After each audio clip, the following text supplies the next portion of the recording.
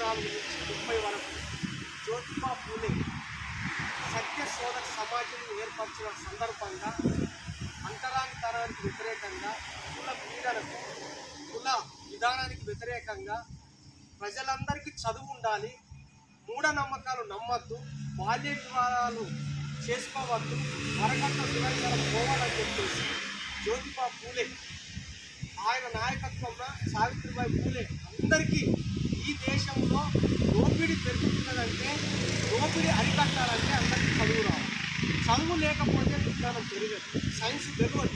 కాబట్టి వాళ్ళ జీవితం పూణే నగరంలో ఒక బీసీ కుటుంబంలో పుట్టినటువంటి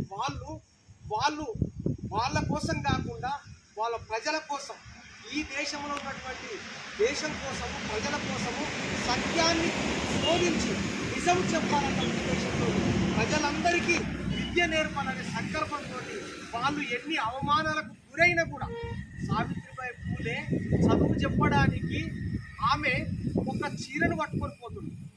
ఎందుకంటే ఆగతాయికులు కొంతమంది ఆమెను బనాయించి రాళ్లతోటి పేడతోటి కొట్టితే మళ్ళీ ఆ స్కూల్కి పోయిన తర్వాత ఆ చీరను మార్చుకొని వాళ్ళకు చదువు చెప్పుతుంది. అంటే చదువు వల్ల అంత జ్ఞానం ఉంది, చదువు వల్ల విజ్ఞానం జరుగుతుంది. కాబట్టి చదువు రాని వాళ్ళకు అన్యాయం జరుగుతుందన్న ఉద్దేశంతో జ్యోతిబా పూలే అలాగే సావిత్రిబాయి ఈ దేశానికి మన మహారాష్ట్రలో ఉన్నటువంటి ఒక సత్య శోధక సమాజం ఏర్పాటు చేసి అనేక మందిని ఇవాళ చైతన్యవంతం చేసిండ్రు. ఆ చైతన్యవంతం చేసినటువంటి భాగంలోనే సిపిఎంఎల్ వాసులైన ప్రజాపంద పార్టీ ఆధ్వర్యంలో చైతన్య కార్యక్రమాలు నిర్వహిస్తూ మనమందరం కూడా అందరికీ చదువు నేర్చుకోవాలని, చదువుకోవాలని, మూఢనమ్మకాలు నమ్మద్దని, అంటరాని తరానికి వ్యతిరేకంగా, కుల పీడనకి వ్యతిరేకంగా మనమందరం ఉద్యమించాలని, ప్రజలందరూ ఒకటే, మనుషులందరూ ఒకటే, మనమందరము సమానత్వం కోసం పోరాడాలని చెప్పేసి ఈ మహానుభావులు కోరుతున్నారు. కాబట్టి వాళ్ళ ఆశయం మనమందరం ఏదైతే మూఢనమ్మకాలు మూఢ